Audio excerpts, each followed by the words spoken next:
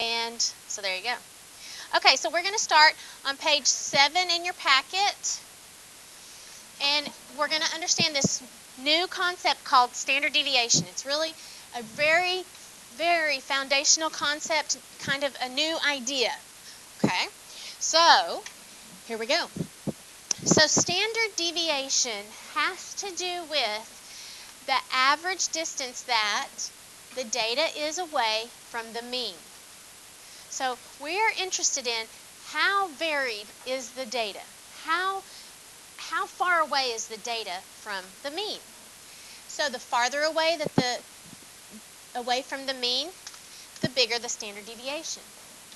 The data is considered more consistent or less varied if it has a smaller standard deviation. So if it's smaller standard deviation, it will be more closely clustered around the mean. All right, so if you take a look at this first little data set that I show you, here they both have very similar averages. Okay, so both of these data sets have pretty much got the same average. But let's take a look at the standard deviation. This one has a standard deviation too. That means on average the numbers are 2 points away from the mean. Okay, that's what that is saying, that on average the data is 2 points away from the mean. And can you see that? See all these numbers? See how they're in the 30s? They're really closely clustered around that number 32. Okay. But take a look at data set 2. Its standard deviation is 18.9. So that data is much farther away from the mean. And take a look at these numbers. They're spreading from 10 all the way up to 58. So while these numbers have the center that's the same, they are very spread out. Their average distance away from the mean is much greater. Okay? Do you know which one of those is more ideal? Which one of those do you think is better? The smaller standard deviation or the bigger standard deviation? Okay, I hear smaller, I hear bigger.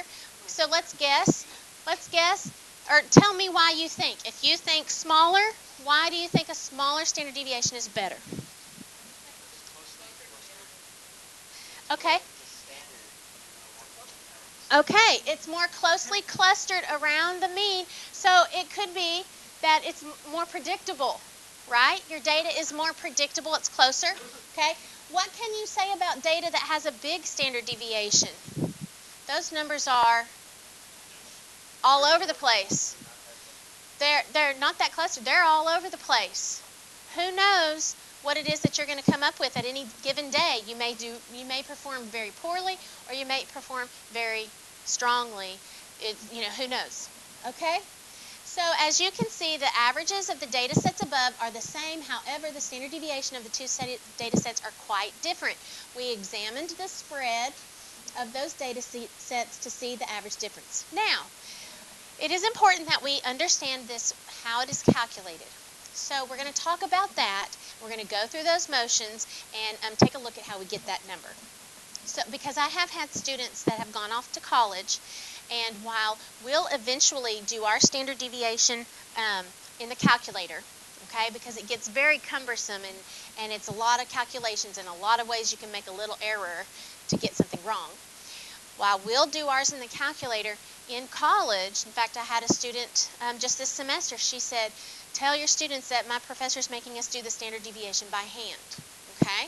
So because of that, and just because of the understanding of the concept, I want us to go through that standard deviation by hand as well. So here we go. This is a formula that looks insanely scary. So we're going to break it up so you can see it's not really that big of a deal. So my first question to you, though, is when we talk about finding an average, just any old average, how do you find any old average? Good. Add them up and divide by the number of items. Okay, good. This is pretty much the same, all right? So any old average, you add them up and divide by the number of items. So this is going to be the same, but let me explain some of the things inside this formula. First of all, this letter S stands for standard deviation. This looks like a capital E. That is a Greek letter sigma. So this is a Greek letter sigma, and that means to sum. Okay? So you are going to sum up all of a bunch of these things. Okay? These things right here are how far each data is from the mean. Okay, so we want to see how far every single piece of data is away from the mean. Add up all those distances. By the way, this x bar, because you'll use this notation this year, x bar is the mean of the x's. Okay, the mean of the x's. All right, now we're about to discuss why you have to square it and such next. So let's go ahead, and I have an example here. So we're going to look at this example. So here is some data that centers around 40. Okay, so on this one, the average is 40. And some of the numbers are below 40 and some of the numbers are above 40. Okay, good? Got that? All right. So what I want to show you is that here is our mean, and we want to see on average how far these numbers are away from the mean. So this number here is 10 away. This number here is 20 away. This number here is 30 away. Okay, so I would add up those distances. Here, this one is 10 away, this one is 20 away, and this one is 30 away. So do you see all these numbers located up above?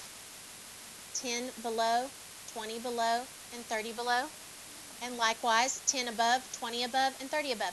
Can you tell me what all those numbers added together equal? They equal 0.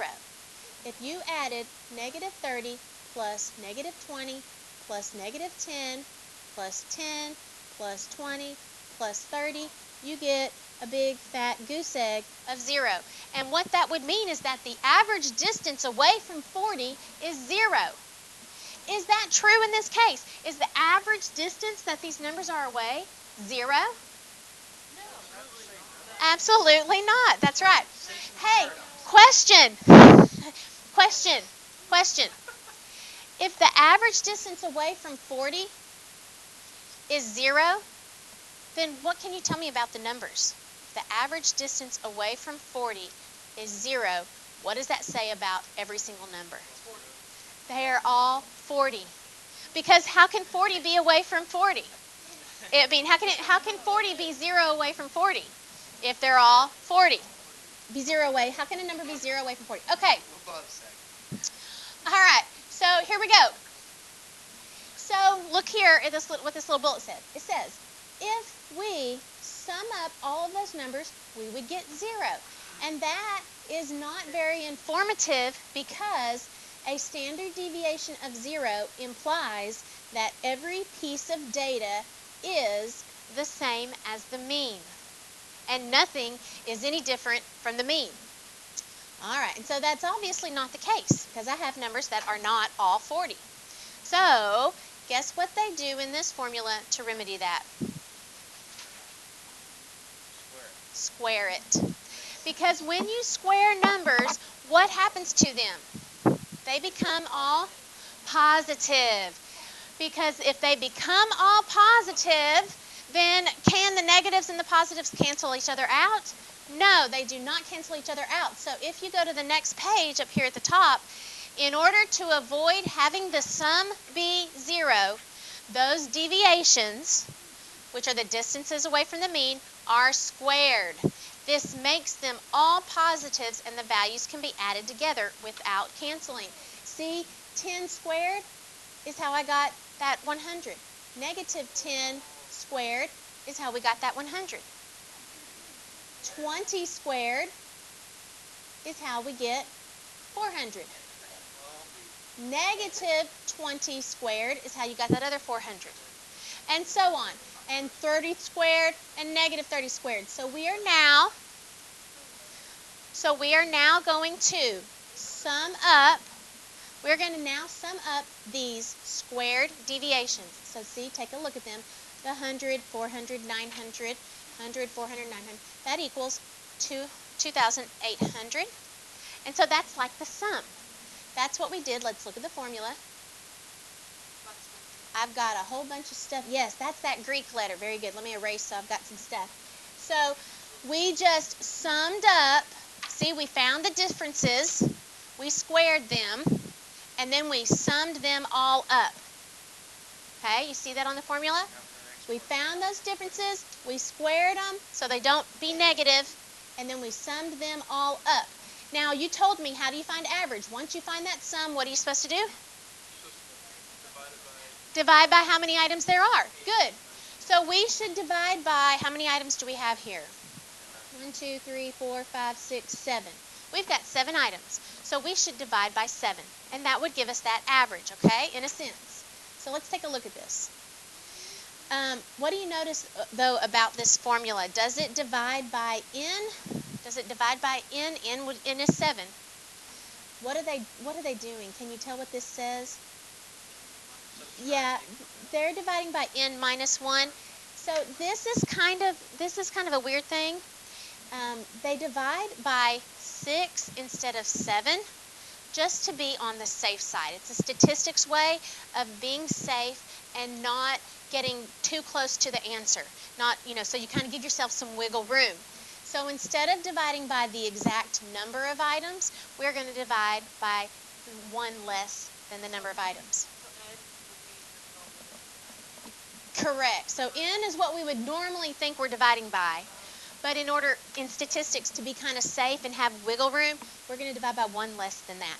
So in this case, n was 7. So n minus 1 that we're going to divide by is going to be 6. So we're going to come over here, and we're going to take this sum of 2,800, and we are going to divide it by 6, and that becomes 467. The what? X's? The X's, okay, good. So the X's, these things right here, those are each piece of data.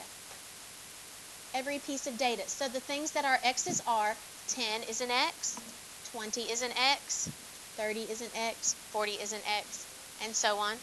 Okay? Uh-huh. Yeah, you choose any one, and you probably want to go in an order so you can keep them straight and stuff. Yeah, so you're going to be subtracting them all, so it doesn't matter which one you do first. Okay? All right, so back to this. So once we do that, we get this thing called variance, but we are not there to standard deviation yet because, remember, we squared everything, so we need to back it back off. How can I unsquare stuff? Yes, look, part of the formula. Square root. So to unsquare it and to get things back down to where they are the average distance away, we square root it. So the final thing here was to take that 467, square root it, and the average distance away from the mean is 21.6. Okay? All right, that is called the standard deviation, the average distance that those numbers are away from the mean. Okay, so now let's take a look at another real-world example. Here's a whole bunch of data, and we're not going to get we're not going to, it's pretty overwhelming to look at, but we're not going to get too much into all those numbers, okay? So let's read what this is. This is an example from the 2000 season. I think it's the NFL season. We'll compare the games of the top 10 rushing leaders, and the rushing totals from each game are listed from smallest to greatest, not by week. The number at the bottom of each column is the standard deviation. So at the top are the names of those top 10 rushing people in that 2000 NFL season. All right. So we come down here, and so there's all the raw data, and then we see these numbers here. And so you can see right here in this column, here are the standard deviations. Okay? So who was most varied from week to week? I want you to take a look at these numbers and tell me who had the most, randomness, uncertainty, who was the least predictable person among these players.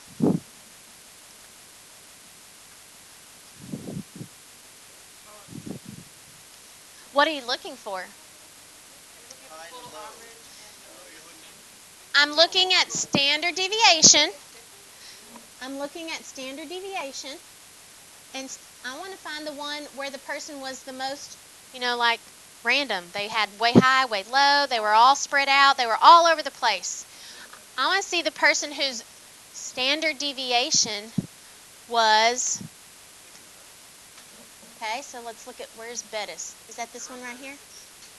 Okay.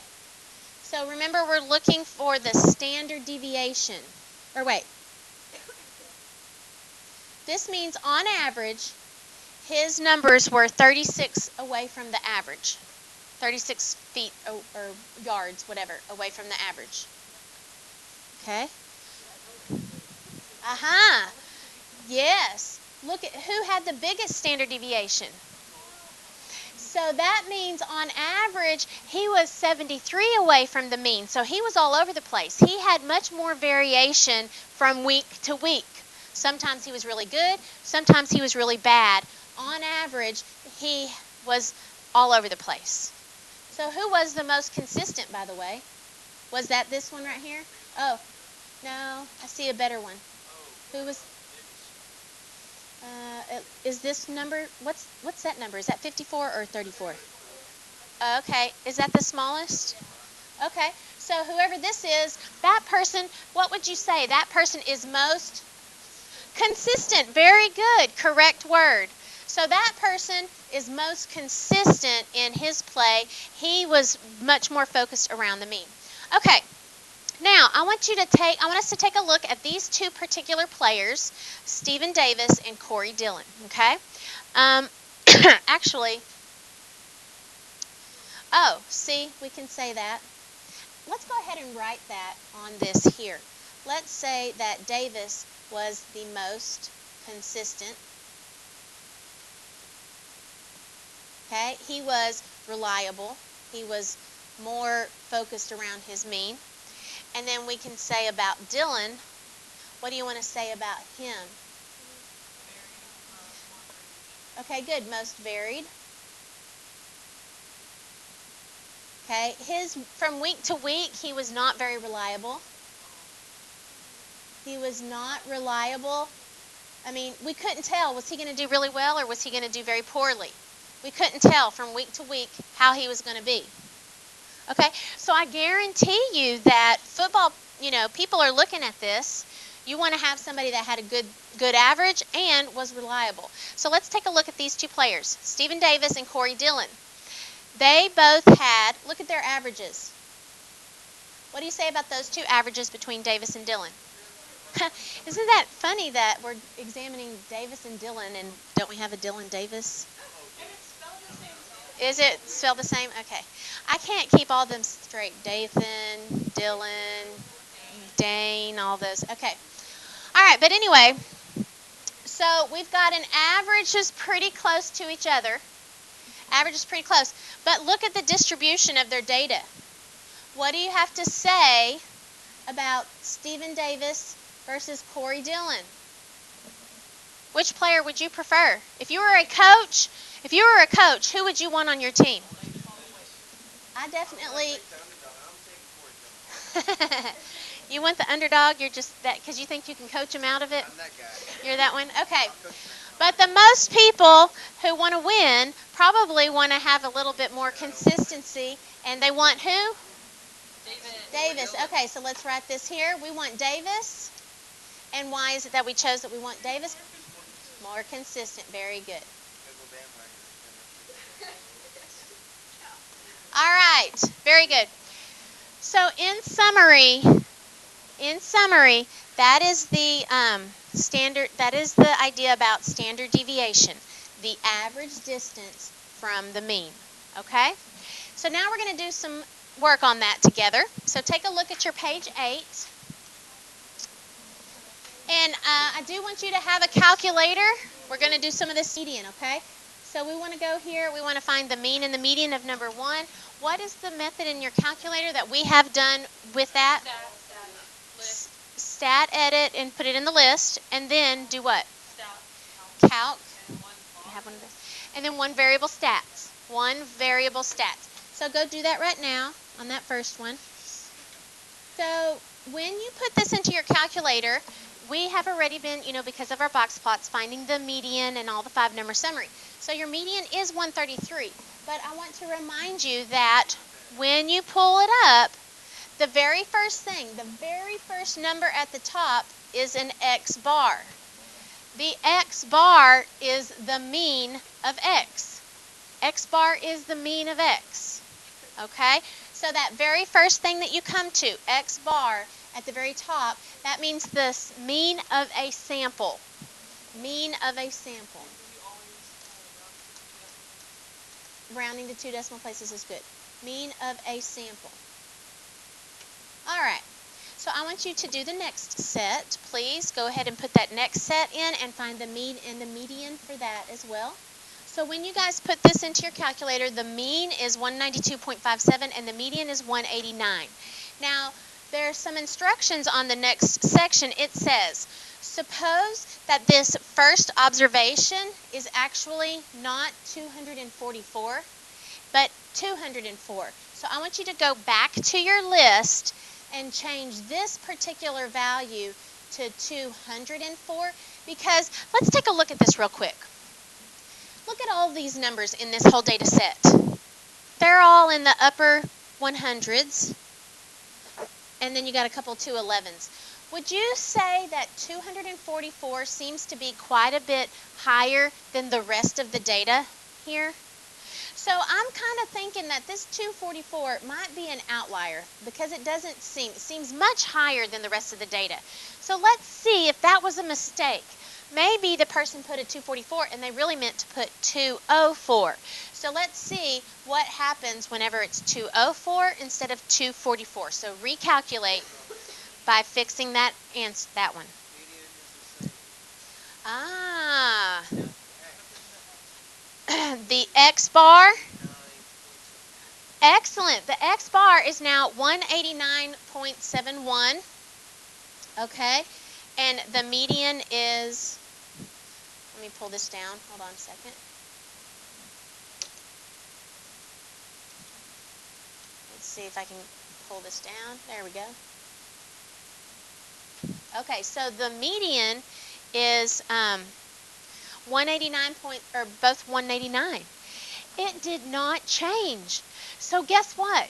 The median was not affected by the outliers.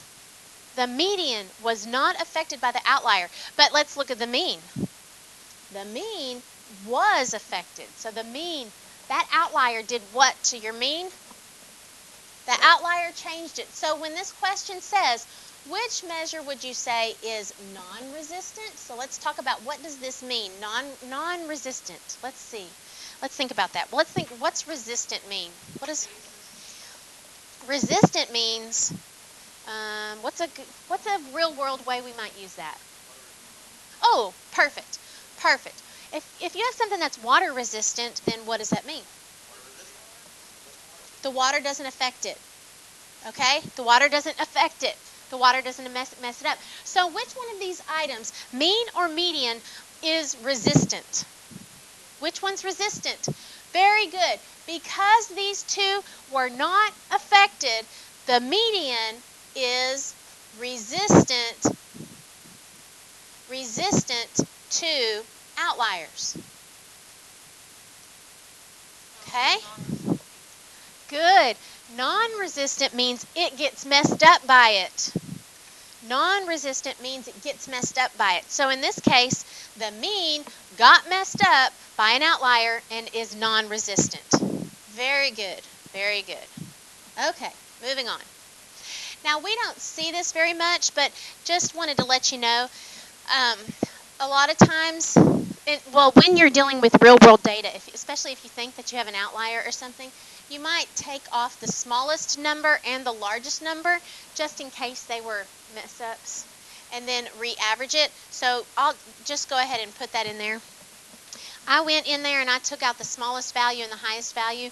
The new mean is 191, and the median, once again, did what? Remained unchanged. Okay? All right. So we're going to talk about this later, but if you've got outliers, what do you think would be a better measure to use, mean or median? If you have an outlier, what's better to use, mean or median? Median, good. In fact, look at this. You see this mean here? Do you see how when we took out the outlier, do you see how it was really close to the median? Okay. That won't always happen, but in this case it did. Okay, well, we got some more going on here. Okay, so here's another. Okay, this is just review. So I'm going to let you have a few moments to do this. And so we'll take make sure you have that key, and that key should have the context so you know what these numbers represent.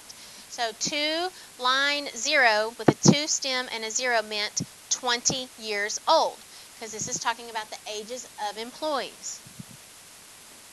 All right. And again, splitting that stem is how we came up with the 2, 2, 3, 3, 4, 4.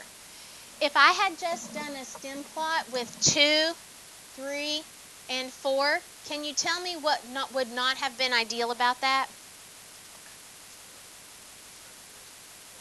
You're going to have a very long list. Remember I told you we need to have 5 to 10 bins. Only having 3 bins here would have been pretty short and made things all squunched up too much. Okay, so this was not ideal with a 2, 3, and a 4. Not best situation. Okay, moving on. All right, so the top of the next page says, and we're going to end up doing this by hand. We're going to do this standard deviation by hand. So here we go. So consider the Consumer Reports April 2007 issue. The following gas mileage was reported in mixed driving for the following 5 brands of Subaru. So you know that formula that scares you? We're about to go through that by hand here in a second together, okay? So I put those numbers in order from least to greatest, and I don't know why I did that. But, oh, I know why, because it says get the mean and the median. So why don't you do that real quick? Or I'll tell you. You know how to get the mean and median, right? Okay, there we go. So let's do that. There is your mean and your median.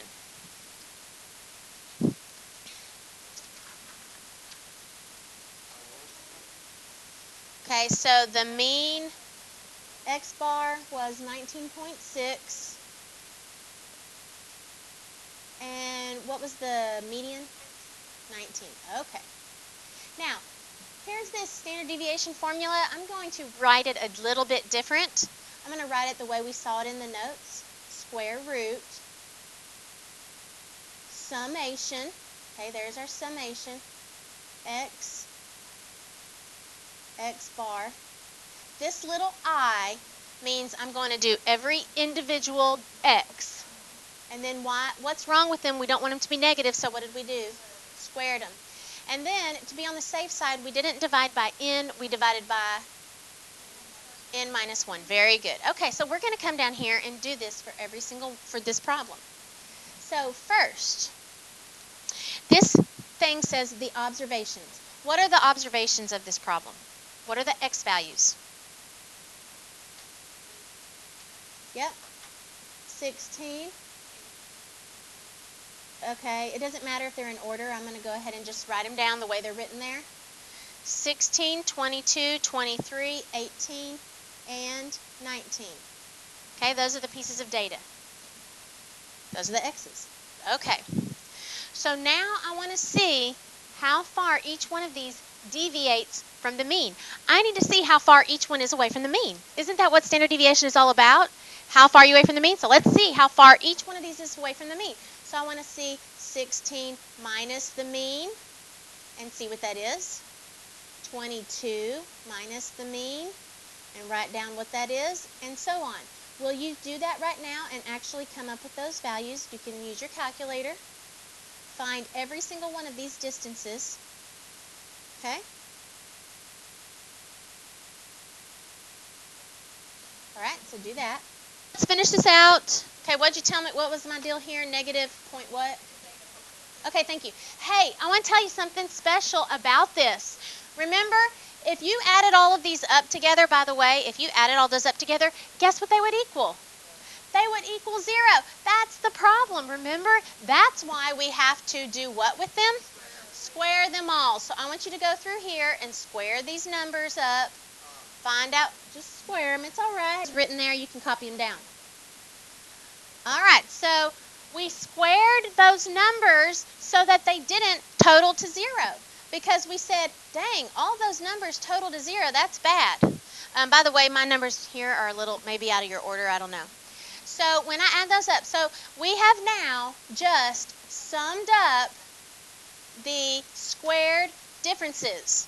What comes next? Dividing by n minus 1. What is the value of n in this problem? How'd you get that? Why is it 5? Because it's the number of values in this thing. It has 5. So what am I going to be dividing by?